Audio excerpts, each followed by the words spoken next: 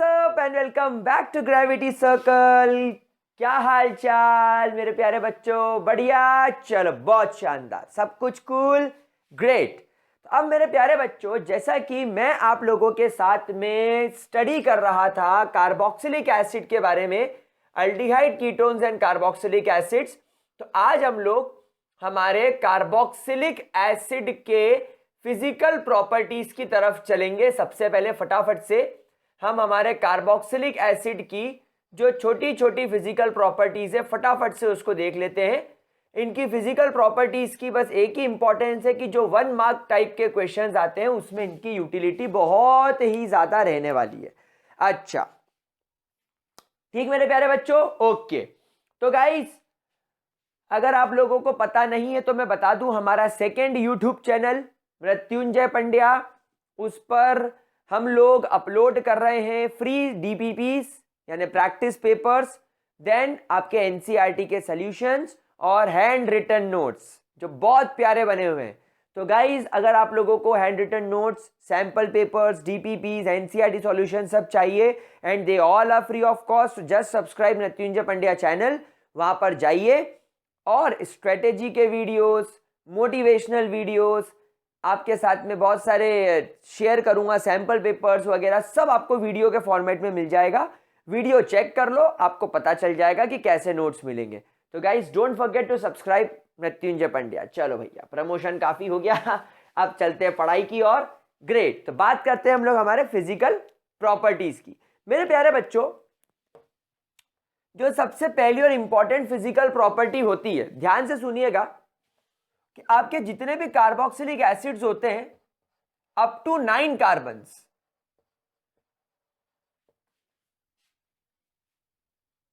नॉनेनोइक acid 9 carbon तक, ये हमेशा लिक्विड होते हैं। They are always liquid at room temperature. They are always liquid at room temperature. Room temperature पे liquid होते हैं। As the number of carbon increases,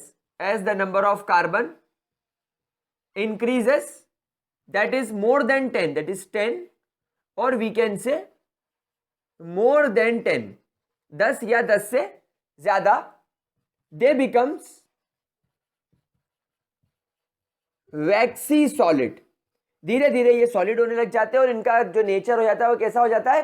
vaccine solid. यानी कि जो आपके मोम होता है ना, मोम कैसा होता है? वैक्स, बिल्कुल वैसे। अरे इसका सबसे बेस्ट एग्जांपल आप देख लो, आपका जो वैसलीन आता है ना, जो वैसलीन जेलीज आती है ना, ये कुछ वैसा हो जाता है। ठीक है। दूसरी खास बात, लोअर कार्बोक्सिलिक एसिड्स, यानी कि वो अगेन आपके अप टू 9 कार्बन्स तक, up to 9 carbons, lower carboxylic acids यानी कि अप टू 9 कार्बन्स तक, they are liquid and they are volatile also. भाई जो लिक्विड है वो वोलेटाइल होगा, यानी कि कहीं ना कहीं भाप बन के तो उड़ेगा। So they are liquid and volatile and have unpleasant order.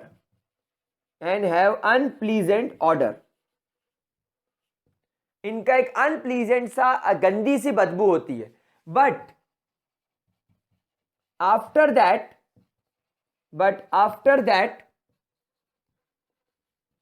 they becomes orderless। ये ऑर्डरलेस हो जाते हैं। क्यों? क्योंकि फिर 9 के बाद अगर 10 या 10 से ज्यादा कार्बन है तो फिर ये वैक्सी सॉलिड बन जाते हैं। और वैक्सी सॉलिड जो होते हैं मेरे प्यारे बच्चों, waxy solids are non volatile, क्योंकि सॉलिड को तो वोलेटिलिटी होती ही नहीं है। तो due to waxy nature they becomes non-volatile। ये नॉन वोलेटाइल बन जाते हैं। क्या है बात मेरे प्यारे बच्चों को, समझ में आ रही है? चलिए तीसरी बात, they have high melting point and boiling point। इनका melting and boiling point high होता है। इनफैक्ट इतना हाई होता है, in fact it is more higher than alcohol. यानी अभी तक आप लोगों को लग रहा था कि अल्कोहल का ज्यादा होता होगा क्योंकि इसके अंदर हाइड्रोजन बॉन्डिंग होती है, लेकिन नहीं, यहां पर इसका अल्कोहल से भी ज्यादा होता है, इसका अल्डिहाइड से भी ज्यादा होता है, इसका कीटोन से भी ज्यादा होता है, एंड इसका अपने हाइड्रोकार्बन से भी ज्यादा होता है ऑफ कंपेरेबल मॉलिक्यूलर मास। ये तो आप लोगों को पता ही होगा कि हम लोग हमेशा कंपेरेबल मॉलिक्यूलर मास को कंपेयर करेंगे, ऐसा नहीं करेंगे कि एक अल्कोहल में 10 कार्बन है और एक कार्बोक्सिलिक एसिड में 5 ही कार्बन है, नहीं, कंपेरेबल मॉलिक्यूलर मास, यानी कि कुछ भी हो, कार्बन 10-15 हो, उससे फर्क नहीं पड़ता, मास दोनों का बराबर होना चाहिए। तो कंपेरेबल मॉलिक्यूलर मास होने की वजह से आप इसे चेक करेंगे कि भैया एक कंपेरेबल मॉलिक्यूलर मास वाला carboxylic acid, alcohol, aldehyde, ketone और हाइड्रोकार्बन सबको लाइन से रख लो, आपको हमेशा कार्बोक्सिलिक एसिड के अंदर higher melting and boiling point दिखाई देगा। एंड इसका रीजन क्या है? Because of very intense hydrogen bonding. Obviously hydrogen bonding बहुत ज्यादा इंटेंसिफाइड होती है इसके अंदर, इसीलिए ये ऐसा होता है, because of very high intensified hydrogen bonding. क्या मेरे प्यारे बच्चों को ये बात बढ़िया तरीके से समझ में आ रही है? अच्छा, एक स्टार बना के पॉइंट लिखेंगे कि इवन इन वेपर स्टेट, यानी अगर आप आपके कार्बोक्सिलिक एसिड को वेपर फॉर्म में भी ले जाते हो, इवन इन वेपर स्टेट, आपको यहां पर देखने को मिलेगा कि आपका एक कार्बोक्सिलिक एसिड का मॉलिक्यूल और यहां पर आपके दूसरे कार्बोक्सिलिक एसिड का मॉलिक्यूल जो है, ये आपके दो अलग अलग कार्बोक्सिलिक एसिड के मॉलिक्यूल्स आ गए, और अभी ये कौन से फॉर्म में? वेपर फॉर्म में। Both of them are in their vapour form. तो यहां पर आप देखोगे इसका ऑक्सीजन दूसरे के हाइड्रोजन से और इसका हाइड्रोजन दूसरे के ऑक्सीजन से कनेक्ट होकर यहां पर एक हाइड्रोजन बॉन्ड बना लेगा, और बेसिकली ये डाइमर के फॉर्म में एग्जिस्ट कर रहा है। It is existing in the form of dimer. Dimer का मतलब क्या होता है? जब दो मॉलिक्यूल जुड़कर एक बन जाते हैं, जब दो मॉलिक्यूल जुड़कर एक बन जाते हैं तब इसे क्या बोला जाता है? डाइमर। तो even in vapour state your carboxylic acid exist as dimer. आपका कार्बोक्सिलिक एसिड डाइमर की तरह एग्जिस्ट करता है मेरे प्यारे बच्चों। क्या ये बात समझ में आ रही है? अब मुझे एक बात बताओ, आपका अल्कोहल, आपका अल्डिहाइड, आपका कार्बोक्सिलिक एसिड को छोड़कर आपका alcohol, aldehyde, hydrocarbon, haloalkanes, then आपके कीटोन्स, ये सब जब वेपर फॉर्म में जाते तो हर मॉलिक्यूल अलग हो जाता है, हर मॉलिक्यूल अलग हो जाता है। इनफैक्ट पानी का भी मॉलिक्यूल अलग हो जाता है, लेकिन कार्बोक्सिलिक एसिड के दो मॉलिक्यूल्स तो फिर भी जुड़े हुए होते हैं। इतना खतरनाक हाइड्रोजन बॉन्डिंग होती है, इसीलिए आप देख सकते हो कि इसका मेल्टिंग एंड बॉइलिंग पॉइंट बहुत ज्यादा बहुत ज्यादा हाई होता है। क्या ये बात मेरे गुलगुलों को समझ में आई? क्या मेरे प्यारे बच्चों को ये बात समझ में आई? क्या इसके अंदर किसी प्रकार की कोई भी दिक्कत? पक्की बात, सीधी बात, नो बकवास, क्लियर है? ग्रेट। चलिए फोर्थ पॉइंट की बात करेंगे, lower carboxylic acids. Lower carboxylic acids are easily, not extremely, are easily soluble in water, again because of formation of hydrogen bonding.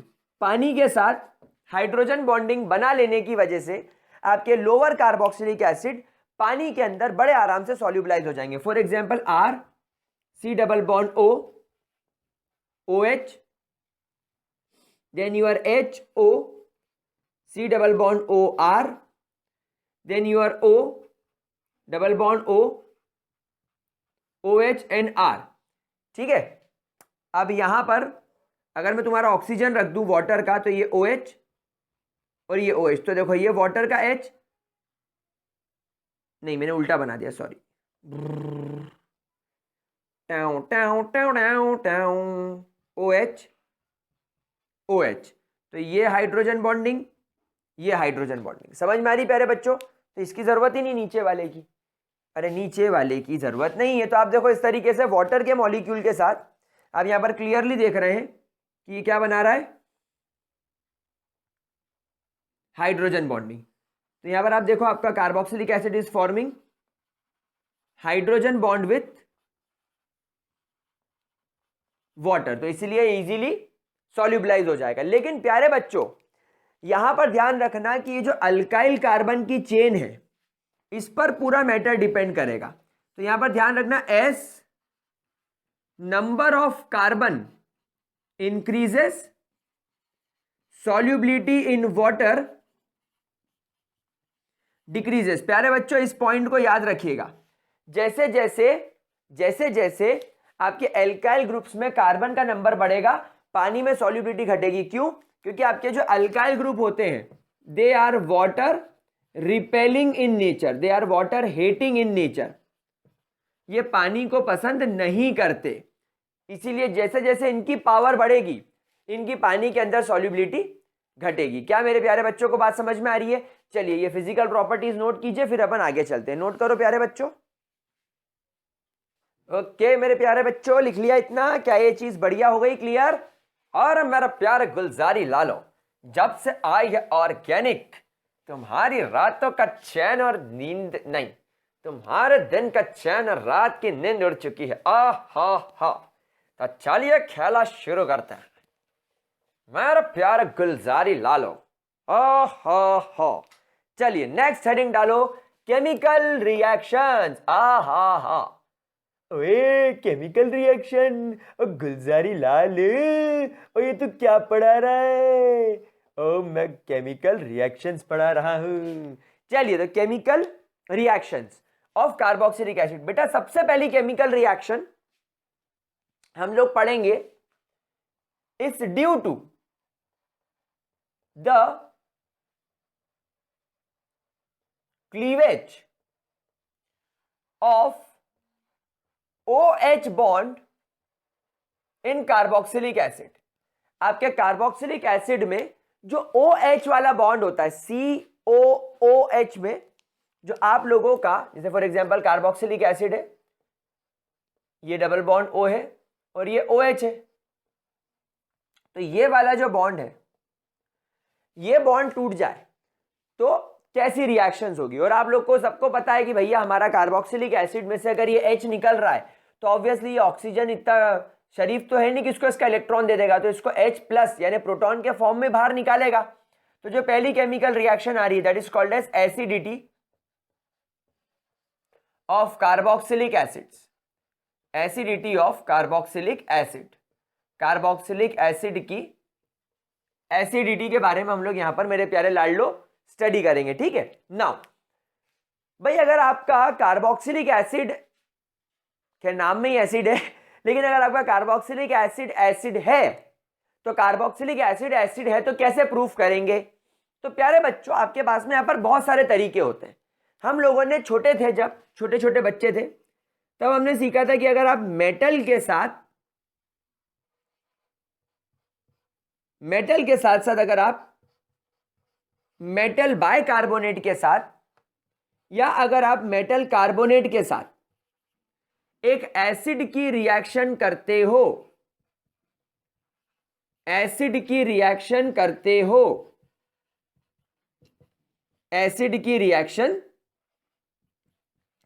हो तो आप लोगों को मिलने का सॉल्ट, यहां पर देखो 2RC double bond Na, this is sodium salt of carboxylic acid. भाई दिस इज सोडियम सॉल्ट, यहां पर आप देखो सोडियम पर पॉजिटिव चार्ज रहता है और इस पूरे पर नेगेटिव चार्ज, तो ये सॉल्ट बन गया। और यहां से 2 हाइड्रोजन गैस बन के बाहर, यानी कि सॉल्ट प्लस हाइड्रोजन गैस निकल रही है। मतलब इट मींस कि यहां पर ये एसिड की तरह बिहेव किया है, इसने हाइड्रोजन बाहर रिलीज करा है। अच्छा यहां पर क्या होगा? अरे यहां पर भी तो सेम सिचुएशन क्रिएट हो रही है, ये 2 Na यहां जुड़ जाएंगे तो ये बन जाएगा 2RC डबल बॉन्ड नेगेटिव और Na पॉजिटिव, और यहां से एक H,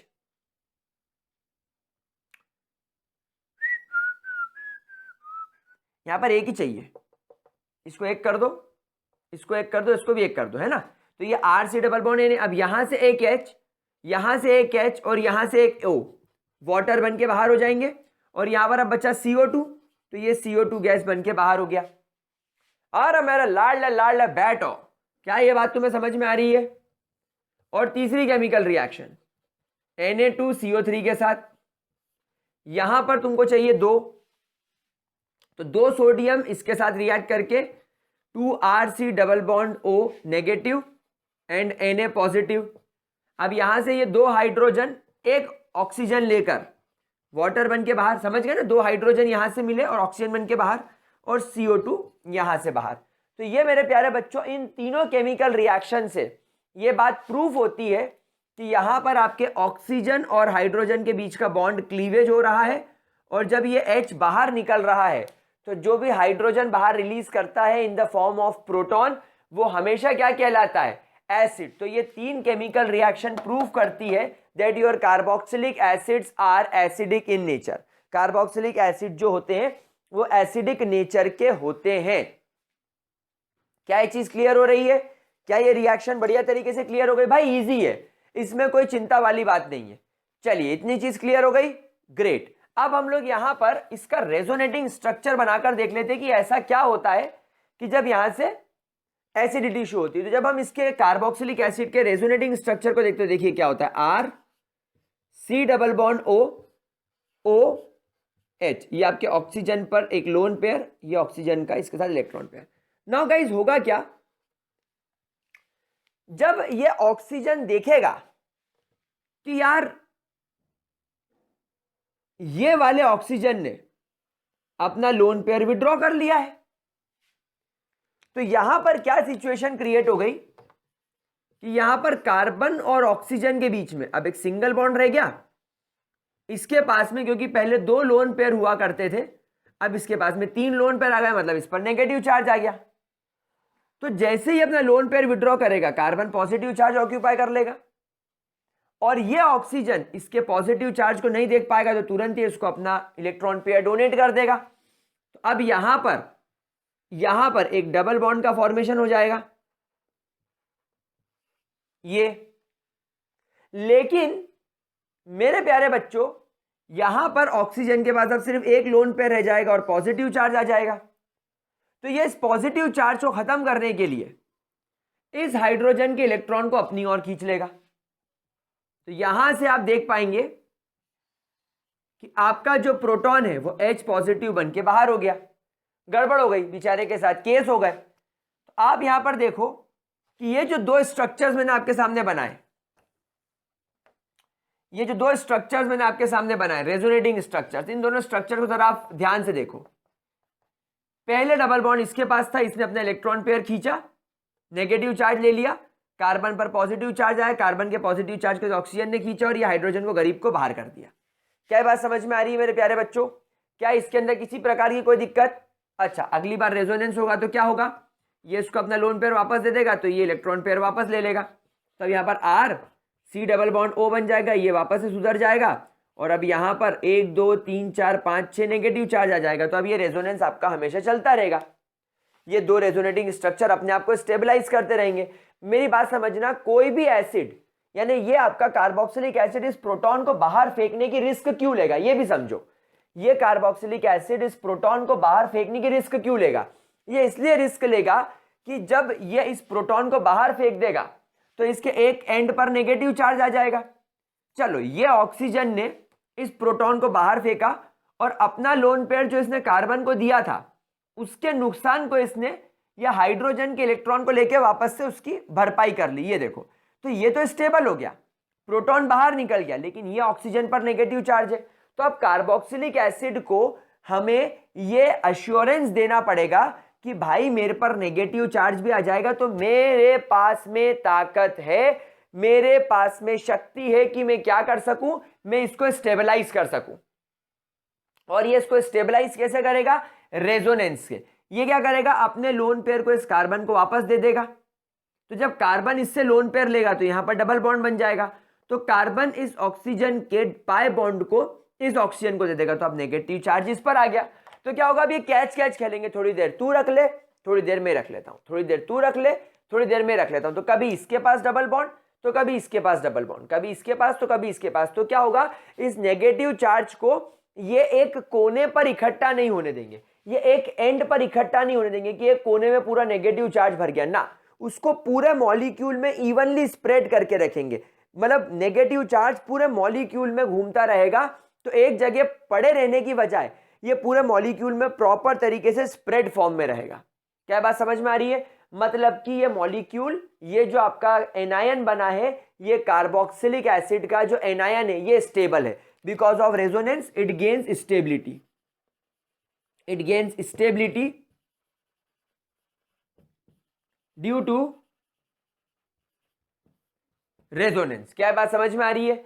मतलब ये एनायन स्टेबल है, मतलब कार्बोक्सिलिक एसिड को पता है कि जब कभी भी मैं ये एनायन बनाऊंगा दोनों, मेरे को कोई चिंता नहीं रहेगी, मैं अपने आप को स्टेबलाइज कर लूंगा। तो अब ये प्रोटॉन क्या होगा, ये प्रोटॉन को इजीली छोड़ देगा, क्योंकि उसको पता है कि प्रोटॉन बाहर चला भी जाएगा तो कोई चिंता नहीं, मेरे पास में एक और तरीका है अपने आप को स्टेबलाइज करके रखने का। क्या ये बात समझ में आ रही प्यारे बच्चों? So this is the reason why carboxylic acid shows good acidity, because they have ability to stabilize their anion by resonance, that is why they can easily release their proton। मेरे प्यारे बच्चों आराम से इसको नोट करो। Note कर लिया बेटो बच्चों? गुलगुलो, वेरी गुड, शाबाश शाबाश अच्छा है, बहुत अच्छा है। चलो अब मेरे प्यारे बच्चों थोड़ा और हम आगे चलते हैं। गाइस अगर आप लोगों को पता हो तो एक चैप्टर था 11th में जिसका नाम था इक्विलिब्रियम। इक्विलिब्रियम में आप लोगों को हमेशा यह सिखाया जाता है कि अगर आपके पास में वाटर है तो प्योर वाटर, ये वाटर कैसा है? प्योर वाटर, ये दो पार्ट में टूटता है, H positive and OH negative. Water का डिसोसिएशन कांस्टेंट हमेशा KW से लिखा जाता है। तो dissociation constant of water is always equal to active mass of, यानी H पॉजिटिव आयन का एक्टिव मास कितना है multiply by active mass of OH negative. जब हम इसको सॉल्व करते हैं, जब हम लोग एक्सपेरिमेंटली डिटरमाइन करते हैं, तो हमें पता चलता है कि प्योर वाटर के अंदर जब वाटर इस प्रकार से दो पार्ट में डिसोसिएट होता है तो आपके हाइड्रोजन के 1 × 10⁻⁷ मोल्स पर लीटर इसका कॉन्सेंट्रेशन आता है, और OH नेगेटिव का भी 1 × 10⁻⁷ मोल्स पर लीटर कॉन्सेंट्रेशन आता है। तो आपका जो KW होता है ना, KW की वैल्यू हो जाती है 1 × 10⁻14। That is called a dissociation constant of water. जब इस डिसोसिएशन कांस्टेंट ऑफ वाटर की ये वैल्यू होती है, जब हम इसका नेगेटिव लॉग ले लेते हैं, नेगेटिव लॉग बेस 10 KW, तो इसको कैसे सॉल्व करेंगे? नेगेटिव लॉग बेस 10 1 × 10⁻14, लॉग 10 अंदर मल्टीप्लाई हो जाता है, तो negative log base 10 1, log base 10 1 की वैल्यू होती है 0, तो इसको आप लिखेंगे नेगेटिव लॉग बेस 10 1 प्लस, क्या होता है जब नेगेटिव लॉग इन दोनों से आप मल्टीप्लाई करते हो तो इन दोनों के बीच में प्लस आ जाता है, plus negative log base 10 10⁻⁻14। Negative log base 10 1 की वैल्यू हो गई 0, तो ये तो 0 हो गया। अब ये -14 का जब आप नेगेटिव लॉग बेस 10 लोगे तो 10⁻⁻14 नीचे उतर आएगा, और ये माइनस और ये माइनस हो जाएगा प्लस, तो ये हो जाएगा 14, है ना। और लॉग बेस 10, ये 10 अपनी जगह पे रहेगा, मतलब पावर आगे आ गई और 10 अपनी जगह पे। अब हम लोग सब जानते हैं लॉग बेस 10 की वैल्यू होती है 1, तो ये हो जाएगा 14। तो आप इसको सॉल्व करेंगे तो आपको वैल्यू मिलेगी 14, यानी आपके जो PKW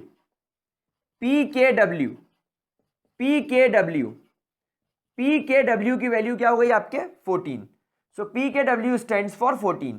इसीलिए आप लोग जब कभी भी जो लॉग टेबल निकालते हैं, लॉग टेबल नहीं सॉरी, पीएच स्केल जब आप लोग चेक करते हैं, जब आप लोग पीएच निकालते हैं तो वो मैक्सिमम 14 तक जाता है।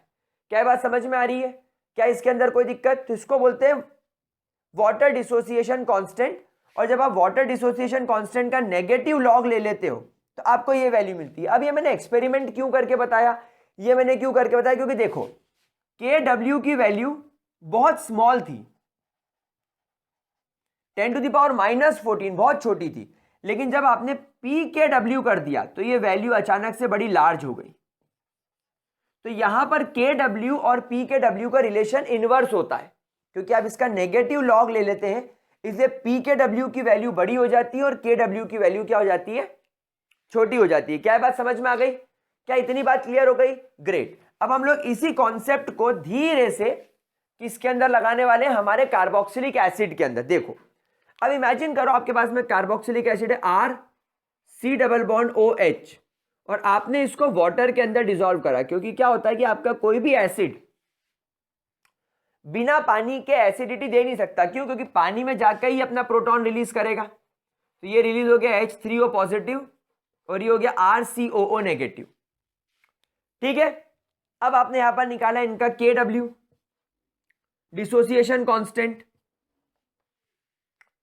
क्या निकाला आपने? Ka-। चलो एसिड डिसोसिएशन कांस्टेंट, इसको क्या बोलते हैं? एसिड का डिसोसिएशन कांस्टेंट, क्योंकि ये एसिड है तो इसको एसिड डिसोसिएशन कांस्टेंट लिख दो। तो ये हो जाएगा H3O positive multiply by RCOO negative divided by RCOOH multiply by H2O। अब प्यारे बच्चों हम लोग तो सब जानते हैं कि वाटर प्योर फॉर्म में है, और जब वाटर प्योर फॉर्म में है तो आप लोग सब जानते हो कि अभी मैंने आपको सिखाया कि जब वाटर प्योर फॉर्म में होता है तो ये H पॉजिटिव और OH नेगेटिव में कन्वर्ट होता है। H पॉजिटिव की वैल्यू 1 × 10⁻⁻7 आती है एक्सपेरिमेंट से, इसकी वैल्यू भी 1 × 10⁻⁻7 आती है एक्सपेरिमेंट में। These values are very small, इनकी जो डिसोसिएशन की वैल्यू होती है these are very small, very small, इतनी स्मॉल कि आप इसको नेग्लेक्ट कर देते हो, बिल्कुल नेग्लेक्ट कर देते हो, एकदम खत्म कर देते हो। क्या बात समझ में आ रही है? तो वाटर तो डिसोसिएट हुआ ही नहीं, वाटर का तो डिसोसिएशन कुछ हुआ ही नहीं, तो वाटर की वैल्यू तो कांस्टेंट हो गई। तो वाटर की वैल्यू को इस कांस्टेंट में मल्टीप्लाई कर दो, एसिड डिसोसिएशन कांस्टेंट में, तो ये हो जाएगा Ka- मल्टीप्लाई बाय H2O। इसको अपन ओवरऑल लिख देते हैं Ka, that is your acid dissociation constant. Acid dissociation constant, दोनों ही एसिड डिसोसिएशन कांस्टेंट है, बट ये जो Ka है इसके अंदर वाटर का भी आपने मल्टीप्लीकेशन कर दिया। क्या बात समझ में आ गई? ये नॉर्मल डिसोसिएशन कांस्टेंट था, इसको आप सिंपली क्या बोलेंगे? डिसोसिएशन कांस्टेंट, और ये एसिड डिसोसिएशन कांस्टेंट है। तो अब आपका Ka किसके बराबर हो जाएगा? अब आपका Ka बराबर हो जाएगा H3O positive multiply by RCOO negative divided by RCOOH। अब आप लोगों को जब कभी भी कोई एक्सपेरिमेंट करना हो, जब आप कभी भी कोई भी एक्सपेरिमेंटेशन करेंगे, तो एक्सपेरिमेंटेशन करते वक्त मेरे प्यारे बच्चों आप लोगों को कॉन्सेंट्रेशन पता चल जाएगा कि सर आपने एक एक्सपेरिमेंट किया, उसमें RCOOH आपने इतने मोल्स लिया। फॉर एग्जांपल आपने ये लिया 1 मोल, 1 मोल में से H पॉजिटिव टूटे 0.5 मोल और RCO नेगेटिव निकला 0.5 मोल, तो 0.5 मोल ये अनडिसोसिएटेड रह गया। तो यहां पर आप वैल्यू लिख देंगे 0.5, यहां पर भी आप लिख देंगे 0.5, यहां पर भी आप लिख देंगे 0.5। तो आपको ये सारी वैल्यूज रख के अल्टीमेटली किसकी वैल्यू मिल जाएगी? Ka की वैल्यू मिल जाएगी। अब आप क्या कीजिए, इस Ka की वैल्यू का नेगेटिव लॉगरिथम लगा दीजिए। तो नेगेटिव लॉगरिथम बेस 10 से आपको क्या मिल जाएगा? pKa। क्या मिल जाएगा आप लोगों को? pKa। क्या बात समझ में आ गई? तो अब जब कभी भी आपके पास में pKa वैल्यू आएगी, इस pKa वैल्यू से आप क्या पहचानेंगे? ये देखो कि अगर आपके एसिड की pKa वैल्यू बहुत ज्यादा स्मॉल है तो डेफिनेटली इसके Ka की वैल्यू बहुत ज्यादा लार्ज होगी, और अगर Ka की वैल्यू लार्ज होगी मतलब आपका एसिड उतना ज्यादा स्ट्रांग होगा। इसके पीछे कारण समझो, इसके पीछे कारण समझो।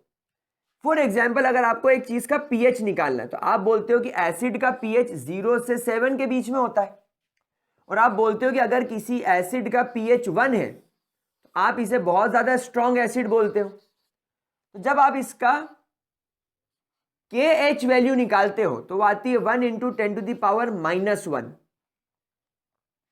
तभी तो आप इसका नेगेटिव लॉग लोगे। यानी जब आप negative log base 10 of H positive ion concentration लोगे तभी आपको पीएच मिलेगा। भाई वही चीज है जो मैंने आपको सिखाई, ये वाली। तो यहां पर जब आप नेगेटिव लॉग बेस 10 की जगह पर 1 × 10⁻⁻1 रखोगे तो माइनस लॉग बेस 10 1 की वैल्यू तो हो जाती है 0, और ये -1 नीचे उतर के आ जाता है 1, तो हो जाता है +1।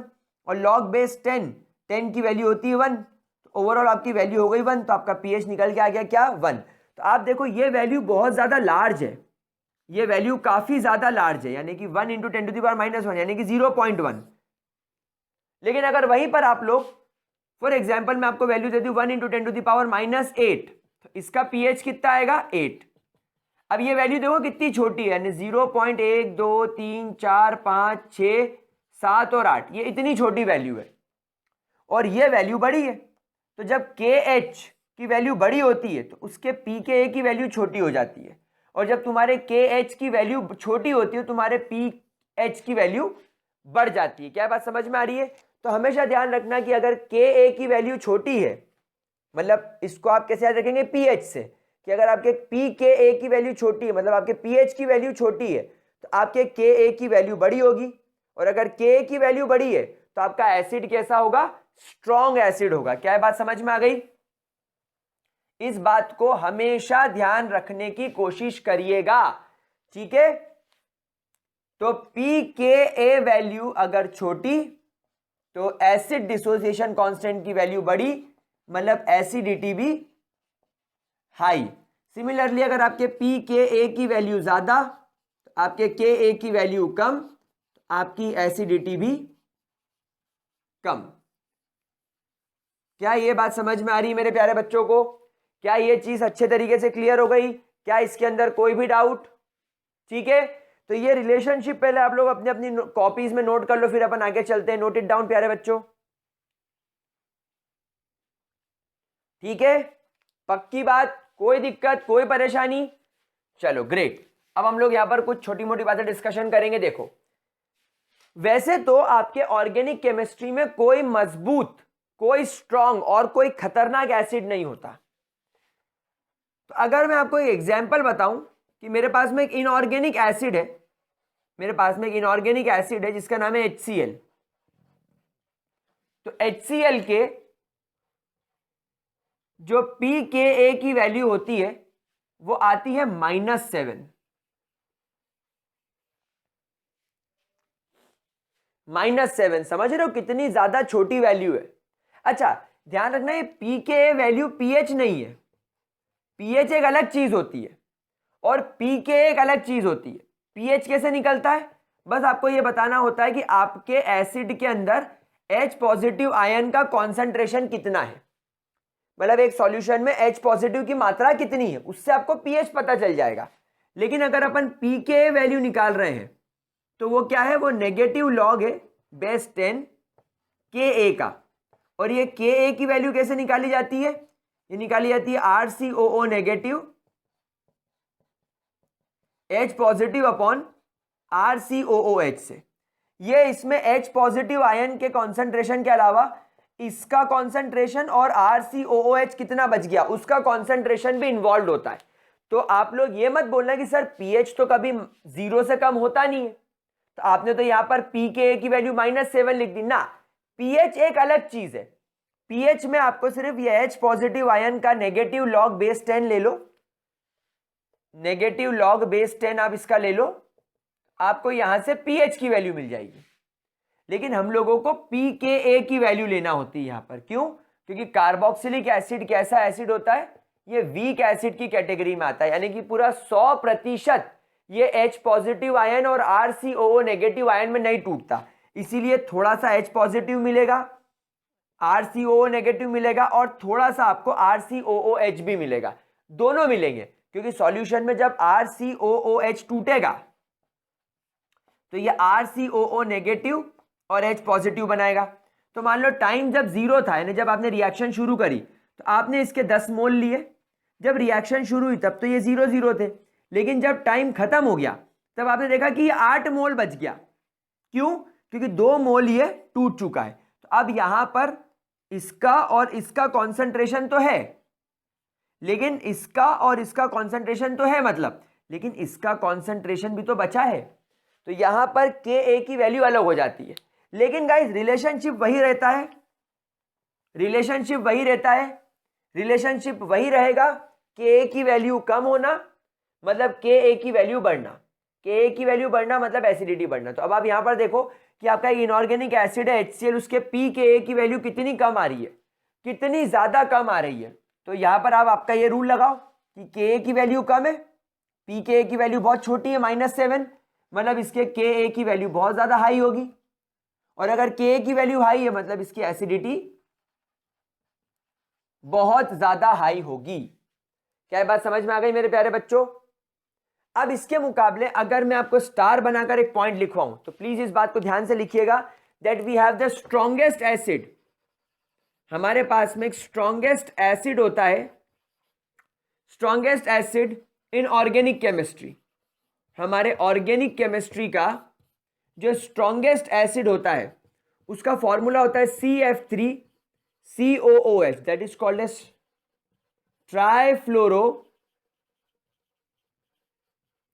Acidic acid, trifluoroacetic acid. इसके pKa की वैल्यू आती है 0.23, जो कि सबसे छोटी वैल्यू होती है। ये वैल्यू भी छोटी है, ये माइनस में चली गई, लेकिन ये भी लगभग 0 के आसपास ही है, मतलब ये वैल्यू बहुत ज्यादा छोटी है। इसलिए ये जो है it is a very very very strong acid, इसे बहुत ज्यादा स्ट्रॉन्ग एसिड की कैटेगरी में रखा जाता है। ठीक है, इसके बाद आपके पास में आता है बेंजोइक एसिड। बेंजोइक एसिड यानी बेंजीन रिंग के ऊपर COOH, और एक आप यहां पर लिखते हैं एसिटिक एसिड यानी कि CH3COOH। अगर हम इसके pKa की बात करें तो ये कुछ 4.19 के आसपास दिखेगा, और इसके pKa की वैल्यू की बात करें तो इट इज 4.69। अब अगर आपसे कोई पूछता है कि आपके पास में 3 कंपाउंड्स हैं और आपको इनको increasing order of their acidity के हिसाब से जमाना है, आपको इनको increasing order of their acidity के हिसाब से जमाना है, तो आप कैसे जमाएंगे? बताओ आप कैसे जमाएंगे? It is 4.76, sorry not 69, 4.76। तो आप सबसे पहले किसको रखेंगे? आपको increasing order of their acidity, यानी कि पहले सबसे जिसकी एसिडिटी कम हो, फिर उससे ज्यादा और फिर सबसे ज्यादा। तो सबसे पहले आपका आएगा ये, क्योंकि इसकी एसिडिटी सबसे कम है। फिर ये आएगा क्योंकि इसकी एसिडिटी मॉडरेट है, और फिर सबसे ज्यादा ये आएगा क्योंकि इसकी एसिडिटी सबसे ज्यादा है। तो आप इसको इस तरीके से अरेंज कर सकते हैं। क्या बात समझ में आ रही है? तो प्यारे बच्चों, इस पर जेई और नीट पर काफी क्वेश्चन देखे गए हैं। आपको pKa वैल्यू देखकर ये पहचानना होता है कि कौन ज्यादा एसिडिक है, कौन कम एसिडिक है। क्या चीज क्लियर हो रही है? अच्छा चलो इसको नोट करो, फिर मैं आपसे और एक चीज डिस्कस करवा देता हूं फटाफट से।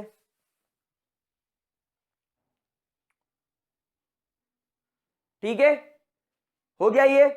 चलो अब एक चार्ट बना लो, अब एक चार्ट बना लो जिससे आपको सारी चीजें क्लियर रहेंगी कि किसकी एसिडिटी कैसे बतानी है और किस तरीके से आप लोगों को इसको क्लासिफाई करके रखना है। Now have a look at this guys. जब कभी भी आपके pKa की वैल्यू जो होती है वो 1 से स्मॉल हो, यानी 1 या 1 से छोटी हो, जैसे अभी आप लोगों ने ट्राइफ्लोरो एसिटिक एसिड के अंदर देखा 0.23, आपने HCl के अंदर देखा -7। हम यहाँ पर HCl H2SO4 नहीं पढ़ सकते क्योंकि वो इनऑर्गेनिक है, हमें सिर्फ ऑर्गेनिक पढ़ना है। तो ऑर्गेनिक में आपका ट्राइफ्लोरो एसिटिक एसिड की वैल्यू होती है 0.23, मतलब 1 से छोटी है, मतलब ये एक्सट्रीमली नहीं बोलेंगे क्योंकि एक्सट्रीमली तो माइनस में चले गए, और एक्सट्रीमली स्ट्रॉन्ग एसिड्स तो आपके इनऑर्गेनिक केमिस्ट्री के, तो आप इन्हें सिंपल भाषा में बोल देंगे स्ट्रॉन्ग एसिड। हाँ जी, ये स्ट्रॉन्ग एसिड होते हैं, बात खत्म। अब अगर आपके pKa की वैल्यू 1 से बड़ी है लेकिन 5 से छोटी है, तो आप इन्हें बोलेंगे कि यार ये थोड़े से मॉडरेटली वीक एसिड है, थोड़े से कमजोर हो गए, मॉडरेटली वीक एसिड्स हो गए। अब अगर मान लो आपके pKa की वैल्यू 5 से तो बड़ी है लेकिन 15 से छोटी है, तो ये कहलाएंगे बिल्कुल शानदार तरीके से वीक एसिड। बिल्कुल आप इसे नो डाउट कह सकते हैं कि भाई साहब ये तो वीक एसिड है। लेकिन अगर आपके pKa की वैल्यू 15 से ज्यादा हो गई, जैसे 16, 17, 18, तो आप बोलेंगे इन्हें एक्सट्रीमली वीक एसिड, मतलब फिर तो इनकी कोई औकात ही नहीं है। क्या है बात समझ में आ रही मेरे प्यारे बच्चों? क्या इसके अंदर किसी भी प्रकार की कोई दिक्कत, कोई परेशानी? अच्छे तरीके से चीज क्लियर होती है? ध्यान से देखो, क्या ये चीज बहुत अच्छे तरीके से क्लियर होती है?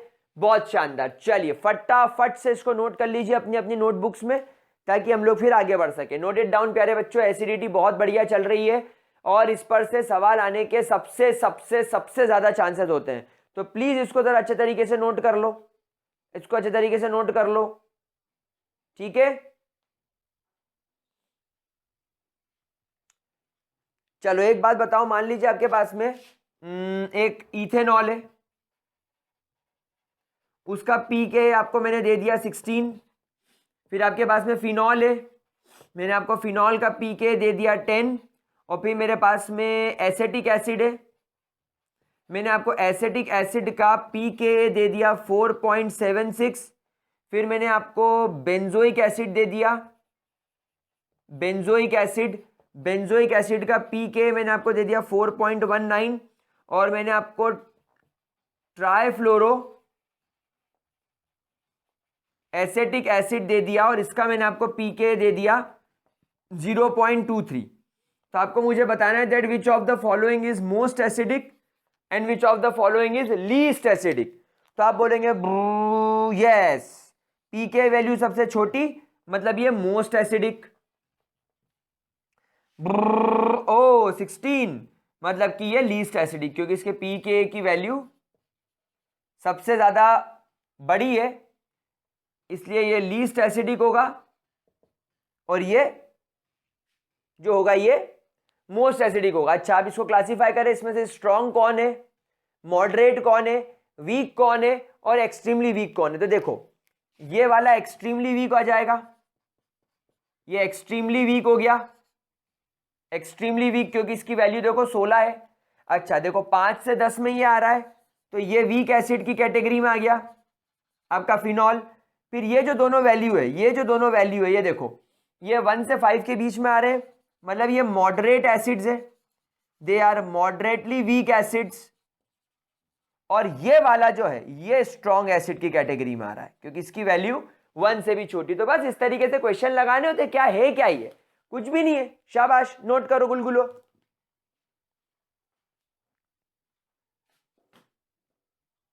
चलो ग्रेट। अब मेरे प्यारे बच्चों अगेन एक बहुत जरूरी सवाल, बहुत इंपॉर्टेंट क्वेश्चन, ये आपके पीके के ऊपर हो गया। लेकिन अभी आप लोगों ने देखा होगा कि मैंने जो फिनॉल्स लिखा, phenol, we have just now saw कि आपके जो फिनॉल होता है, मैंने फिनॉल का जो पीके वैल्यू लिखा वो लिखा 10। मैंने अल्कोहल में आपके इथेनॉल का पीके वैल्यू लिखा 16। और मैंने आपके एसिटिक एसिड का, चलो एसिटिक एसिड जो कि आपका कार्बोक्सिलिक एसिड होता है, इसके पीके की वैल्यू लिखी 4.76। अब आपके मन में एक सवाल आना चाहिए कि सर हमने पिछले lecture alcohol phenol ether, sorry पिछले चैप्टर में हमने स्टडी कर लिया था कि अल्कोहल से ज्यादा एसिडिक फिनॉल होता है। यह बात तो हम सब लोगों को क्लियर है that phenols are more acidic than alcohol. हमने इसका रीजन भी देखा था कि वो जब अल्कोहल में एक प्रोटॉन डोनेट कर दिया जाता है तो ऑक्सीजन के ऊपर पूरा पूरा नेगेटिव चार्ज कॉन्सेंट्रेट हो जाता है और H पॉजिटिव अलग हो जाता है। अब ये नेगेटिव चार्ज को कहीं पर घुमाने का या कहीं पर स्टेबलाइज करने का हमारे पास में रास्ता नहीं होता, इसीलिए आपका जो फिनॉल होता है वो ज्यादा स्टेबल होता है। तो हम जरा फिनॉल का एक बार यहां पर पूरा सिनेरियो बना लेते हैं, क्योंकि हमको कंपैरिजन तो करना ही है। तो ये बनाया मैंने फिनॉल, यहां पर मैंने लिखा OH। जैसे ही आपका फिनॉल कन्वर्ट होगा, ये कन्वर्ट हुआ आपके नेगेटिव में और यहां निकला आपका पॉजिटिव, ठीक है। तो ये आपका फिनॉल काय में कन्वर्ट हो जाता है, फिनॉक्साइड आयन के अंदर। तो phenol is converted into phenoxide ion. और यहां पर क्योंकि आपका ये जो कार्बन होता है, मैं यहां पर एक काम करता हूं, इसको ऐसा बना देता हूं, ये जो आपका कार्बन होता है इट इज मोर इलेक्ट्रोनेगेटिव, क्योंकि ये sp2 हाइब्रिडाइज्ड होता है। तो यहां पर आपको रेजोनेंस होता हुआ दिखाई देता है, यहां पर आपको फिनॉक्साइड आयन में रेजोनेंस होता हुआ दिखाई देगा। ये आपका ऑक्सीजन, ये इसके लोन पेयर, ये अपना लोन पेयर इसको डोनेट कर देगा, है ना। तो यहां से इसका रेजोनेंस होना शुरू हो जाता है और ये डबल बॉन्ड इधर आ जाएगा, तो यहां पर आपको दिखाई देगा ऑक्सीजन का डबल बॉन्ड, और ये इधर आने की वजह से यहां पर एक नेगेटिव चार्ज। ये फिर अगले केस में ये इधर आता है, ये इधर चले जाता है। हम लोगों को ये रेजोनेंस करते हैं बहुत बढ़िया तरीके से आना चाहिए। ये आपका ऑक्सीजन, ये ऑक्सीजन के 2 लोन पेयर। फिर आपके तीसरे केस में ये इधर चले जाता है, ये इधर चले जाता है, तो यहां और यहां लोन पेयर, यहां नेगेटिव चार्ज, ये आपका ऑक्सीजन। और फाइनली ये इधर चले जाता है, ये इधर आ जाता है, और जो जहां था वो वहां पहुंच जाता है। ये ऑक्सीजन पर नेगेटिव चार्ज, क्योंकि एक लोन पेयर यहां पर एक्स्ट्रा बढ़ गया। ये बात मेरे प्यारे लाडलो आप सब जानते हो। तो यहां पर आपके फिनॉल के ऊपर प्रोटॉन डोनेट करने के बाद जो फिनॉक्साइड आयन का डेवलपमेंट होता है, इस पे ये जो नेगेटिव चार्ज ऑक्सीजन पे होता है, it can be stabilised by using the resonance. यहां पर आप लिखेंगे that the negative charge is stabilised by resonance. Resonance की वजह से नेगेटिव चार्ज स्टेबलाइज हो जाता है। और अल्कोहल के अंदर आप लोगों ने देखा ही था कि RO पर नेगेटिव चार्ज आ जाता है और H पॉजिटिव अलग निकल जाता है। तो ये नेगेटिव चार्ज को हमारे पास में स्टेबलाइज करने की कोई जगह नहीं होती। लेकिन मुझे अभी भी ये समझ में नहीं आया कि आपके फिनॉल का तो ठीक है, लेकिन आपके एसिटिक एसिड में ऐसी क्या पावर है कि ये फिनॉल से ज्यादा एसिडिक है। तो अगला सवाल आपके पास में यही आना चाहिए that why phenols are less acidic than carboxylic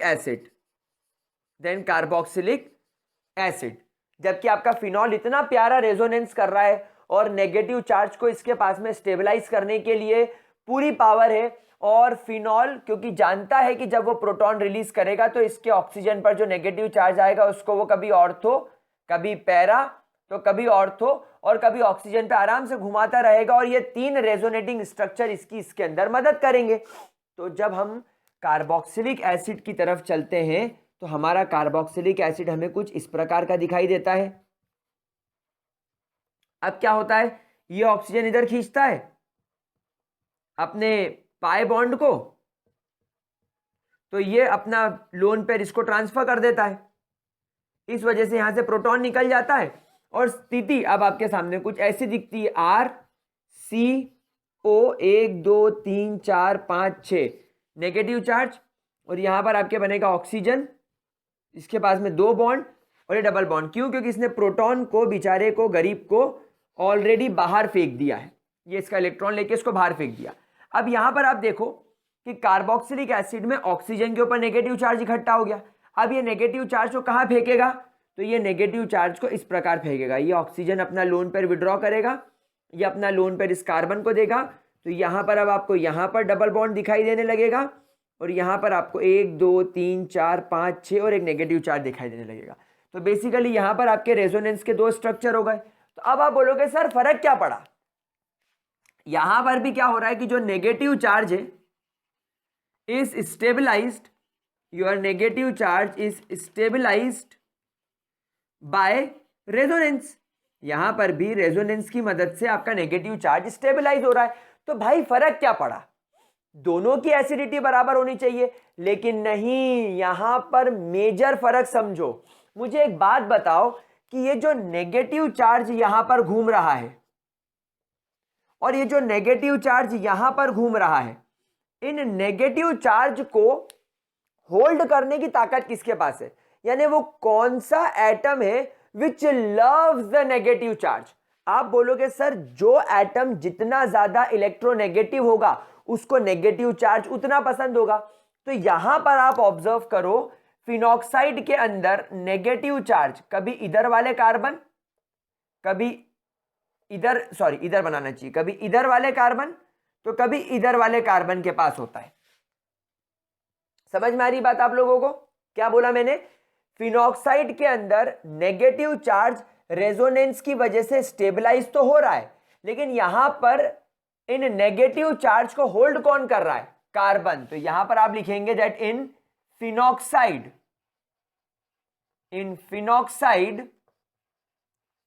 the negative charge in phenoxide the negative charge is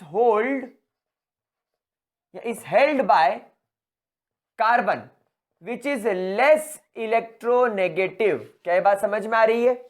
लेकिन यहां देखो अच्छा ये आयन को क्या बोलेंगे? Carboxylate ion. कार्बोक्सिलेट आयन तो हम लिखेंगे in carboxylate ion the negative charge is stabilized by oxygen जिसकी इलेक्ट्रोनेगेटिविटी क्या होती है? which is more electronegative।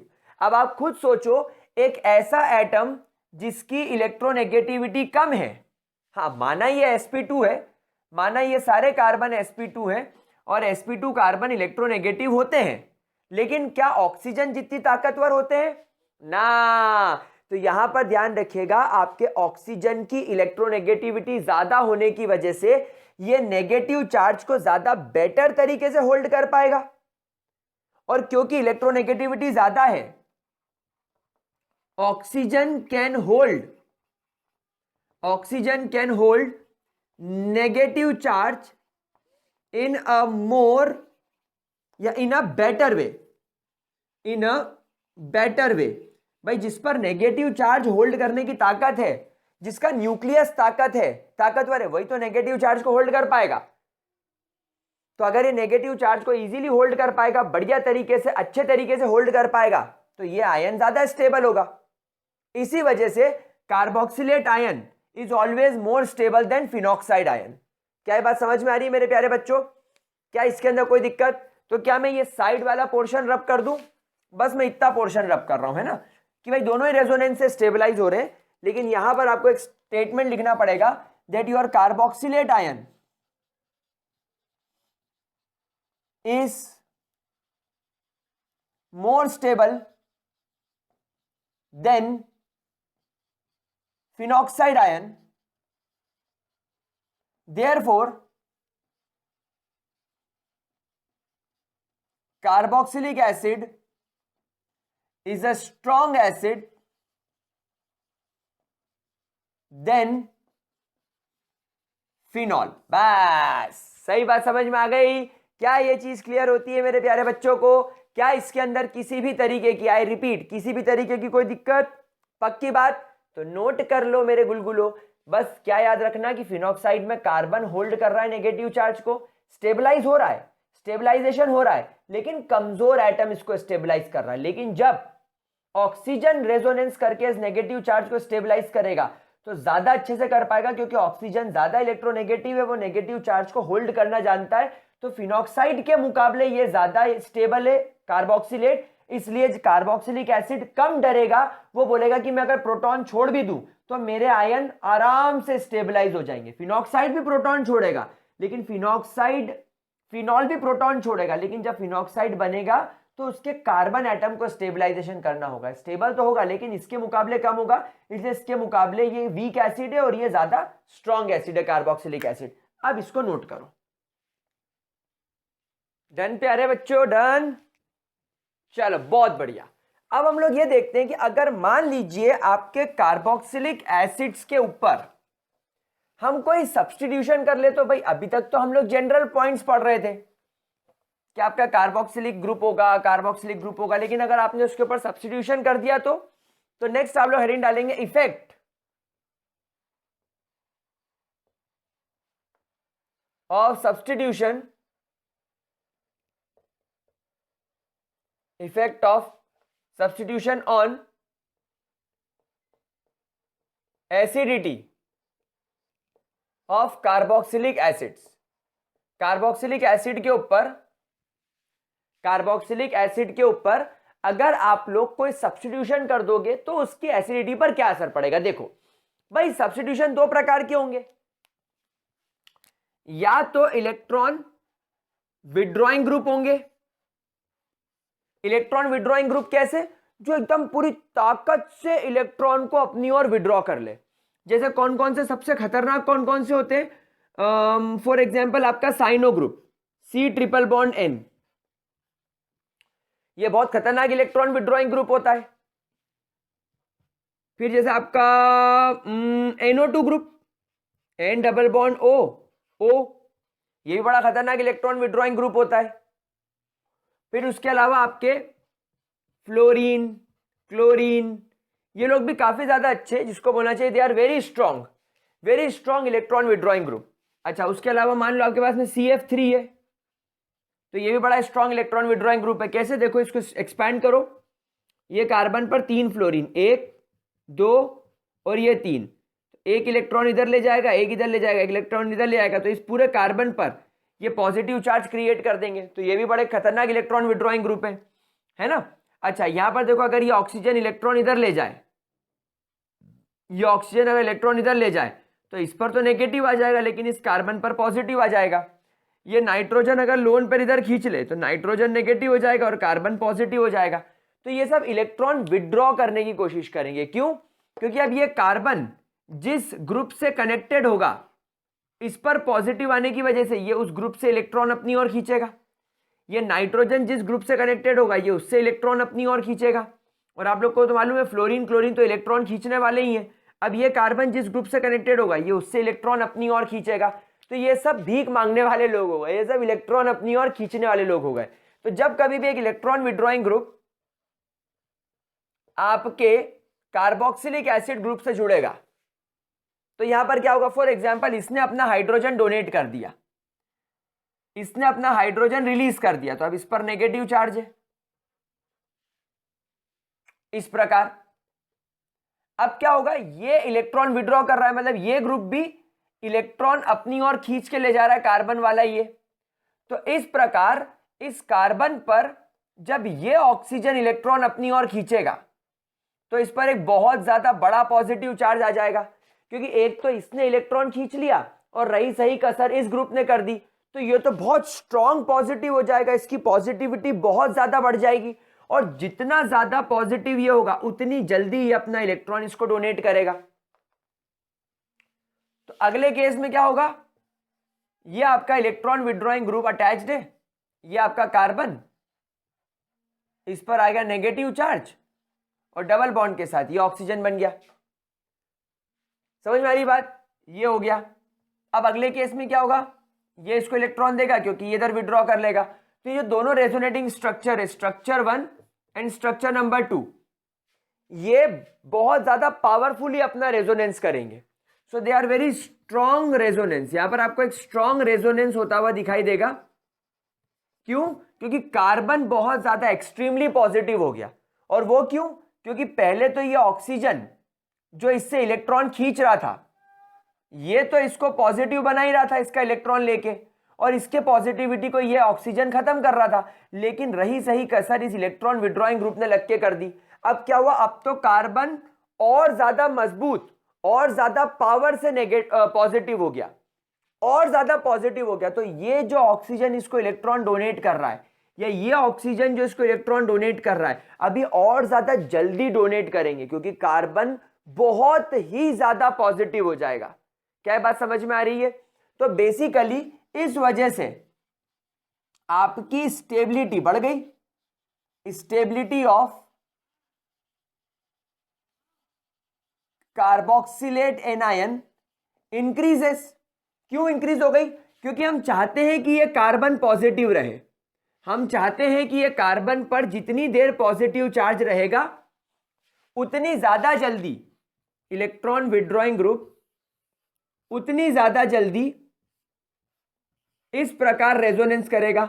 और जितना ज्यादा रेजोनेंस होगा, जितना ज्यादा ये नेगेटिव चार्ज घूमेगा, उतनी ज्यादा देर ये स्टेबलाइज रहेगा, और जितनी ज्यादा देर स्टेबलाइज रहेगा उतना इजीली ये प्रोटॉन रिलीज कर पाएगा, इसलिए उतना इजीली प्रोटॉन रिलीज करेगा। So therefore attachment of, so therefore electron withdrawing group attachment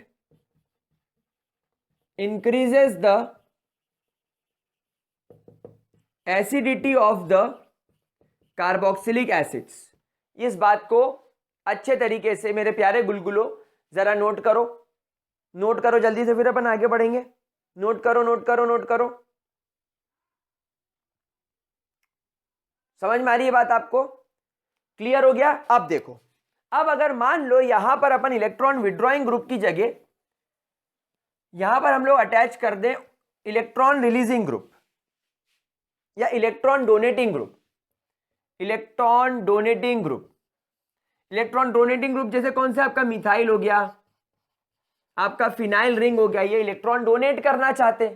तो जब ये आपके कार्बोक्सिलिक एसिड ग्रुप से जुड़ेंगे, ये ऑक्सीजन इस पर यहां यहां और यहां नेगेटिव चार्ज, अब क्या होगा जब ये ऑक्सीजन इलेक्ट्रॉन अपनी ओर खींचेगा तो इस कार्बन पर पॉजिटिव चार्ज आएगा। लेकिन क्या हो रहा है, क्योंकि ये ग्रुप इलेक्ट्रॉन डोनेट करने की कोशिश करेगा, ये ऑक्सीजन इसको इलेक्ट्रॉन दे उसके पहले ये अपना इलेक्ट्रॉन इस कार्बन की तरफ खसका के इसकी पॉजिटिविटी डिक्रीज कर देगा। समझ रहे हो, जैसे ही ये ऑक्सीजन अपना इलेक्ट्रॉन इसको देकर इस प्रकार आपको डबल बॉन्ड बनाता हुआ दिखाई देगा, उसके पहले ही ये वाला ग्रुप, ये इलेक्ट्रॉन डोनेटिंग ग्रुप अपने इलेक्ट्रॉन की डेंसिटी कार्बन पर खिसका देगा। अब कार्बन इसकी वजह से क्या हो जाएगा, लेस पॉजिटिव हो जाएगा, और लेस पॉजिटिव हो जाएगा तो ये इस ऑक्सीजन से इलेक्ट्रॉन लेने में उसका इंटरेस्ट थोड़ा सा कम हो जाएगा। क्या ये बात समझ में आ रही है? तो अब जब ये इससे इलेक्ट्रॉन नहीं लेगा तो क्या लगता है आपको कि ये कार्बोकेटायन इतना स्टेबल, ये कार्बो एनायन उतना स्टेबल रहेगा? नहीं। तो यहां वाले केस में इसकी स्टेबिलिटी जो होती है वो क्या हो जाएगी, इट डिक्रीजेस, इसकी स्टेबिलिटी डिक्रीज हो जाएगी। तो क्या होगा, अब ये जो कार्बोकेटायन रहेगा, कार्बो एनायन सॉरी, आपका carboxylate ion electron donating group की वजह से इसकी जो रेजोनेंस करने की पावर है वो थोड़ी कम हो जाएगी। तो it will not donate H positive ion easily because of less stability of carboxylate anion. क्या बात समझ में आ रही है? क्या ये चीज बढ़िया तरीके से क्लियर हो रही है? तो यहां पर electron donating group decreases the acidity of carboxylate anion. चलो इसको नोट करो मेरे प्यारे बच्चों, फटाफट से note it down guys, note it down, है ना? ठीक होता है, इतना समझ में आता है। मतलब कि अगर आपने इलेक्ट्रॉन डोनेटिंग ग्रुप लगा दिए तो वो आपके कार्बन पर इलेक्ट्रॉन की डेंसिटी बढ़ा देगा, और अगर कार्बन पर पॉजिटिव चार्ज ज्यादा स्ट्रांग नहीं रहा तो ये इलेक्ट्रॉन अपना लोन पेयर उसको कैसे देगा? भाई ऑक्सीजन के सामने इस कार्बन को रोना पड़ेगा ना, इलेक्ट्रॉन नहीं है, तब तो ये इलेक्ट्रॉन देगा। लेकिन अगर इसको यहां से इलेक्ट्रॉन की सप्लाई मिलती रहेगी तो कैसे काम चलेगा? समझ रहे हो? गुड। अब मैं आपको एक लिस्ट बता देता हूं, उस लिस्ट को देखते ही आप पहचान जाना कि एसिडिटी ज्यादा होगी कि एसिडिटी कम होगी। देखो सबसे कमजोर होता है आपका phenyl. Phenyl basically, phenyl ring तो इलेक्ट्रॉन डोनेटिंग बन जाती है, इलेक्ट्रॉन दो डोनेट कर देती है, क्योंकि आपको मालूम भी वो रेजोनेंस चल रहा होता है तो ऑर्थो पैरा ऑर्थो पर इलेक्ट्रॉन घूमता रहता है तो डोनेट कर सकता है। फिर आपका सबसे कमजोर हेलोजन आयोडीन, भाई सबसे बड़ा एटम है, इलेक्ट्रॉन एक्सेप्ट करना तो इसके लिए बहुत कमजोर, मतलब इलेक्ट्रॉन तो ये बहुत मुश्किल से एक्सेप्ट करता है क्योंकि इसका एटॉमिक साइज बहुत बड़ा हो जाता है। फिर आता है आपका ब्रोमीन, फिर आता है क्लोरीन, फिर आता है फ्लोरीन, फिर आता है आपका NO2, फिर आता है आपका CN, और फिर आता है आपका CF3। ये आपको पैटर्न याद रखना है। इस पैटर्न को आप लोगों को बस आराम से याद रखना है कि इस पैटर्न में एसिडिटी बढ़ती है। इनफैक्ट एक बात बताता हूं मैं आपको, क्योंकि इसमें नाइट्रोजन और ऑक्सीजन दो स्ट्रांग है। अच्छा तो देखो नाइट्रोजन और ऑक्सीजन दो स्ट्रांग इलेक्ट्रोनेगेटिव है, इसलिए बहुत पावर से इलेक्ट्रॉन खींचेंगे। तो ये CN, NO2, CF3, ये पैटर्न आपको याद रखना है। चलो अब कुछ अपन एक लिस्ट याद कर लेते जो आप लोगों को याद रखनी है। देखो CF3 COOH सबसे स्ट्रॉन्ग एसिड, सबसे मजबूत, क्योंकि इसमें CF3 ग्रुप है। उसके बाद आता है CCl3 COOH, क्योंकि इसके अंदर फ्लोरीन की जगह अब आ गया क्लोरीन, तो CCl3 is the next very strong carboxylic acid.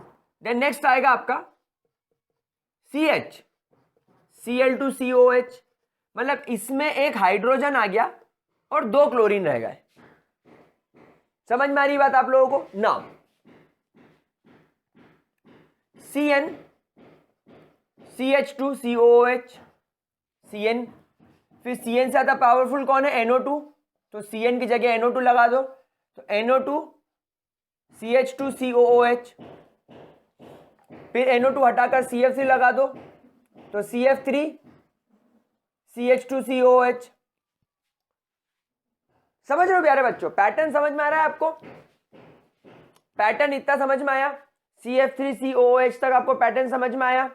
अब यहां पर मैंने CH3 हटा के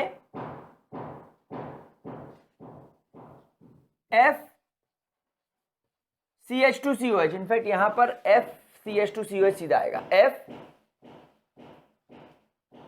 FCH2COH, FCH2COH, ये काफी स्ट्रांग है, ठीक है। फिर आएगा आपका Cl2, नहीं सिर्फ आएगा Cl CH2COH, फिर आएगा आपका Br CH2COH। समझ गए प्यारे बच्चों? तो इस पैटर्न में आपको इस चीज को याद रखना है। क्या पैटर्न क्लियर होता है? तो अब आप लोगों को यह ध्यान रखना है कि भाई साहब कौन सा ग्रुप जुड़ा है, उस बेसिस पर आप लोग कंपेयर करके बता सकते हो कि अगर किसी कंपाउंड में फॉर एग्जांपल NO2 भी जुड़ा हुआ है, CN भी जुड़ा हुआ है, मैंने उल्टा लिख दिया ना, NO2 ज्यादा स्ट्रांग है तो पहले NO2 लिखना चाहिए और फिर बाद में CN लिखना चाहिए क्योंकि CN इससे कम पावरफुल है। फिर उसके बाद आना चाहिए F क्योंकि CN के बाद आता है F, वेरी गुड। फिर CN के बाद F के बाद आता है Cl, वेरी गुड। फिर Br, है ना, वेरी गुड। फिर आप चाहें तो आप ICH2COH लिख सकते हैं। फिर आप चाहें तो आप यहाँ पर बेंजोइक एसिड बना सकते हैं, बेंजोइक एसिड और कम होगा देखो। फिर आप चाहें तो बेंजोइक एसिड के अंदर आप यहाँ पर एक अल्काइल ग्रुप और जोड़ दो तो ये इलेक्ट्रॉन विड्रॉइंग ग्रुप हो जाएगा, तो ये और कम हो जाएगा, है ना। फिर आपका एसिटिक एसिड CH3COH, क्योंकि इसके अंदर तो पूरा इलेक्ट्रॉन डोनेटिंग ग्रुप ही लगा हुआ है। तो ये पैटर्न है मेरे प्यारे बच्चों, ये आपको याद नहीं करना है, ये आपको रटना नहीं है, ये आपको अंडरस्टैंड करना है, ये आपको समझना है कि भाई साहब एसिडिटी कैसे काम करेगी। अगर CF3 ग्रुप है तो भैया वो तो सबसे स्ट्रॉन्ग है, स्ट्रॉन्ग। Cl आ गया, Cl2 कम हो गया, NO2 CN F। अब आपको इसको बस याद रखना है, इस पैटर्न को आपको बस ये पैटर्न याद रखना है। तब आपको अगर देख के बता जाए तो आप बता सकते, चलो एक क्वेश्चन करके देखते हैं। मान लो आपको 4 कंपाउंड दे दिए, F CH2 CH2COH, CN CH2 CH2COH, NO2 CH2COH और CH3 CH2COH। अब आपको बताना इन चारों में से सबसे स्ट्रॉन्ग एसिड कौन होगा। तो देखो सबसे पहली बात कि ये जो तुम्हारी अल्काइल ग्रुप है, ये जो तुम्हारा अल्काइल ग्रुप है, ये अल्काइल ग्रुप इलेक्ट्रॉन डोनेटिंग होता है। तो इसमें 2 कार्बन है, इसमें भी 2 कार्बन है COH से जुड़े हुए, है ना, और इसमें भी 2 कार्बन है CaOH से जुड़े हुए। तो ये तो कमजोर है, ये भी कमजोर है, ये भी कमजोर है, क्योंकि अल्काइल चेन की लेंथ ज्यादा है। अब ये फ्लोरीन और साइनो ग्रुप अपना काम जरूर करेंगे, लेकिन ये कमजोर है क्योंकि इसमें अल्काइल ग्रुप की चेन बड़ी है। लेकिन इस कंपाउंड में देखो NO2, हाँ भाई स्ट्रॉन्ग ग्रुप है, और ये CH2 से जुड़ा हुआ है और मात्र COH है, मतलब इसमें सिर्फ एक ही अल्काइल ग्रुप है, इसमें सिर्फ एक ही अल्काइल ग्रुप है, मतलब ये है आपका सबसे स्ट्रॉन्ग एसिड। तो इस तरीके से आपको एसिड वगैरह को पहचानना है, कोई खास चिंता वाली बात नहीं है, ठीक है। क्या ये चीज क्लियर होती है? चलो चाहो तो इसका स्क्रीनशॉट ले लो, वैसे इसको जरूर याद कर लेना, और इसको याद करने में कोई बुराई नहीं है। फिनॉल लिख दो, आयोडीन क्लोरीन ब्रोमीन, नहीं iodine bromine chlorine fluorine CN NO2, इन दोनों को मैंने कैसे याद रखा, CN में एक कार्बन एक नाइट्रोजन है, कम इलेक्ट्रोनेगेटिविटी, यहां पर एक नाइट्रोजन 2 ऑक्सीजन, ज्यादा इलेक्ट्रोनेगेटिविटी मतलब ज्यादा मजबूत, ज्यादा इलेक्ट्रॉन विड्रॉ करेगा। और CF3 में 3 fluorine, fluorine is the most electronegative element, और वो भी 3 फ्लोरीन, मतलब पूरी ताकत से इलेक्ट्रॉन खींचेंगे। तो ये मैंने पैटर्न याद कर लिया। अब आप लोगों को जो याद रखना हो आप उसको याद रख सकते हो। समझ में आ गई मेरे प्यारे बच्चों को बात? क्या इसके अंदर किसी भी तरीके की कोई दिक्कत? पक्की बात? ध्यान से इसको देख लीजिए। अब देखो मेरे प्यारे बच्चों, जैसे ये आपका बेंजोइक एसिड है, अगर आप बेंजोइक एसिड की पीके वैल्यू देखो तो इट विल बी 4.19, लेकिन आप जैसे इस बेंजोइक एसिड के अंदर आप एक नाइट्रो ग्रुप इंट्रोड्यूस करते हो, हम लोग जानते हैं नाइट्रो ग्रुप क्या है, इलेक्ट्रॉन विड्रॉइंग ग्रुप है। आप ऑब्जर्व करेंगे कि इसकी पीके वैल्यू जो है, इसकी जो पीके वैल्यू है वो चेंज होकर हो जाती है 3.89। इसकी पीके वैल्यू क्या हो जाती है 3.89। वहीं अगर आपसे कोई बोले कि आपके बेंजोइक एसिड के अंदर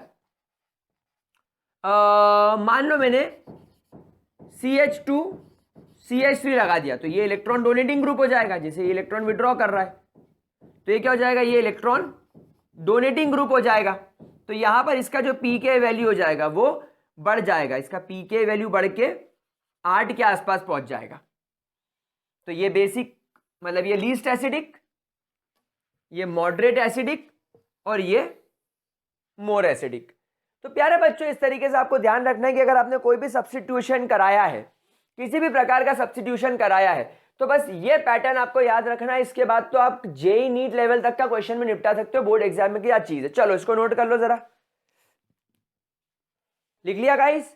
अच्छा एक बात मैं आपको और इंपॉर्टेंट बता दूं, जैसे मैंने यहां पर फिनाइल ग्रुप को आप देखो मैंने एसिडिटी के अंदर लिखा है, मतलब ये जो लिस्ट मैंने बनाई है ये जब आप अटैच करोगे तो इस प्रकार आपकी एसिडिटी बढ़ेगी। मतलब ये आपके कार्बोक्साइल ग्रुप की एसिडिटी बहुत ज्यादा बढ़ा देगा और फिनाइल ग्रुप बढ़ाएगा लेकिन ज्यादा नहीं बढ़ाएगा। इसका मतलब यह है कि फिनाइल ग्रुप का अटैचमेंट एसिडिटी को कम नहीं कर रहा है, एसिडिटी को बढ़ाने में मदद कर रहा है। तो यूजुअली तो ऐसा सोचा जाना चाहिए कि मान लो आपका जैसे कार्बन है, यहां पर आपका एक ऑक्सीजन जुड़ा हुआ है, नेगेटिव चार्ज है इस पर, ये 1 2 3 4 5 6 लोन पेयर है, ये 2 ऑक्सीजन, और यहां पर मान लो एक कार्बन है और इस कार्बन के पास में डबल बॉन्ड है, मतलब ये कार्बन sp3 हाइब्रिडाइज्ड है। अब ये कार्बन या तो आपका विनाइल कार्बन हो सकता है, विनाइलिक कार्बन, या तो ये आपका फिनाइल वाला कार्बन हो सकता है, क्योंकि दोनों के कार्बन sp2 हाइब्रिडाइज्ड होते हैं। तो याद है ना मैंने आपको विनाइल वाला केस सिखाया था। तो विनाइल वाला केस क्या होता है, जब आपका फंक्शनल ग्रुप डायरेक्टली एक ऐसे कार्बन से जुड़ा हुआ हो जो sp2 हाइब्रिडाइज्ड हो और जिसके पास में एक सिग्मा और एक पाई बॉन्ड हो। समझ में ही प्यारे बच्चों। तो अब ऐसी कंडीशन में तो ये सोचा जाना चाहिए कि यार ये जो कार्बन ग्रुप है, ये कार्बन ग्रुप जो है ये इलेक्ट्रॉन विड्रॉइंग ग्रुप होगा और ये इलेक्ट्रॉन की डेंसिटी क्या करेगा, सॉरी ये डबल बॉन्ड होने की वजह से ये अपना डबल बॉन्ड इधर शिफ्ट कर देगा, ये अपना डबल बॉन्ड जो है ये इस कार्बन पर शिफ्ट कर देगा। तो इसकी तो इसकी जो एसिडिटी है वो डिक्रीज हो जाएगी, लेकिन ऐसा होता नहीं है। एक्चुअली क्या होता है, तो अटैचमेंट ऑफ विनाइल और phenyl group increases the acidity, ध्यान रखना हमेशा, it always increases the acidity of the carboxylic acid. देखो कैसे क्या होगा, ये जो ऑक्सीजन है इसे नेगेटिव चार्ज ले लिया। अब अगले केस में क्या होगा, अगर ये कार्बन इधर खींच ले अपने इलेक्ट्रॉन को, तो इस पर भी नेगेटिव चार्ज, इस पर भी नेगेटिव चार्ज। अब यहां पर ये जो कार्बन है जिसके पास में डबल बॉन्ड है, ये अपने डबल बॉन्ड को इस कार्बन को डोनेट करने की कोशिश करेगा, तो ये इधर डोनेट हो जाएगा। ठीक है, समझ पा रहे हो बात को। तो यहां पर आ जाएगा डबल बॉन्ड और इस कार्बन पर आ जाएगा पॉजिटिव चार्ज। मतलब यहां पर क्या हो गया, एक एंड पर पॉजिटिव एक एंड पर नेगेटिव, मतलब रेजोनेंस यहां पर भी चल रहा है, रेजोनेंस यहां पर भी चल रहा है। समझ में आ रही बात आप लोगों को, रेजोनेंस इस तरीके से भी चल सकता है। और अब इस कार्बन पर आ गया एक पॉजिटिव चार्ज, मतलब ड्यू टू रेजोनेंस आपका विनाइल ग्रुप भी एसिडिटी को कार्बोक्सिलिक एसिड की कम नहीं होने देगा, वो रेजोनेंस चलाता जाएगा और नेगेटिव चार्ज और पॉजिटिव चार्ज को घुमाता जाएगा। दूसरी खास बात, ये कार्बन sp2 हाइब्रिडाइज होने की वजह से इसकी इलेक्ट्रोनेगेटिविटी ज्यादा होगी, ये कार्बन की इलेक्ट्रोनेगेटिविटी ज्यादा होगी। तो इलेक्ट्रोनेगेटिविटी ज्यादा होने की वजह से ये इलेक्ट्रॉन विड्रॉइंग इफेक्ट कॉज करेगा, ये कार्बन जो रहेगा it will cause electron withdrawing effect. आप देखो अब इस पर पॉजिटिव चार्ज आ गया, तो ये तो पूरी तरीके से इलेक्ट्रॉन अपनी ओर विड्रॉ करने की कोशिश करेगा ना। तो ये इलेक्ट्रॉन विड्रॉइंग इफेक्ट की वजह से आपके कार्बोक्सिलिक एसिड में जो रेजोनेंस चल रहा है इसको लगातार चलाने की कोशिश करेगा। तो हमेशा ध्यान रखना कि अगर आपको कभी विनाइल ग्रुप वाला भी सवाल आ जाए क्या सवाल आएगा, जरा सा सवाल आएगा कि भैया मैंने विनाइल ग्रुप ऐड किया, मतलब मैंने आपके कार्बोक्सिलिक एसिड को एक ऐसे कार्बन से कनेक्ट किया जिसके पास में डबल बॉन्ड है, तो एसिडिटी पर क्या असर पड़ेगा? तो आप बोलना एसिडिटी बढ़ेगी। क्यों बढ़ेगी? क्योंकि ये कार्बन sp2 हाइब्रिडाइज्ड और इसकी इलेक्ट्रोनेगेटिविटी ज्यादा है, और दूसरा ये इलेक्ट्रॉन विड्रॉइंग ग्रुप की तरह काम करेगा। तो इसीलिए आप देखो इस लिस्ट में भी मैंने फिनाइल रिंग को ऐड किया है, क्योंकि फिनाइल रिंग में हर कार्बन sp2 हाइब्रिडाइज्ड होता है। तो मेरे प्यारे बच्चों यहां पर आपकी एसिडिटी वाला पार्ट खत्म होता है। बची हुई केमिकल प्रॉपर्टी हम लोग अगली क्लास में डिस्कस करेंगे। आज इतना नोट कर लो, इसके आगे की बात अगली क्लास में। तो बाय बाय प्यारे बच्चों, have a great day, see you.